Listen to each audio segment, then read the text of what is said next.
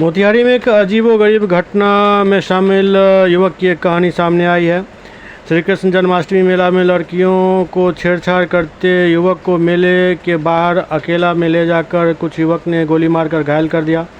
घटना को अंजाम देने वाले एक युवक ने अपनी बाइक से ही घायल युवक को मोतिहारी इलाज के लिए अस्पताल पहुंचाया, जहां डॉक्टरों के द्वारा पुलिस को सूचना दी गई। स्थानीय थाना को बुलाया गया।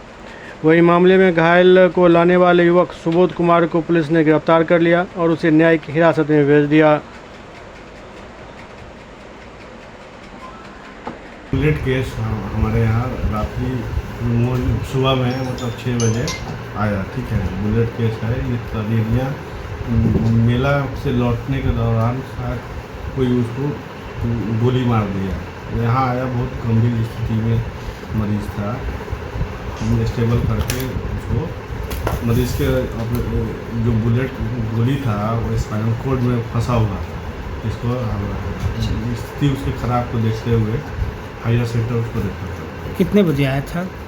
6 बजे सुबह। ये पद्म केयर का सुजीत कुमार नाम था, 22 साल उम्र। कितनी गोली लगी थी? एक गोली लगा था डॉर्सल साइड बैक पीछे से।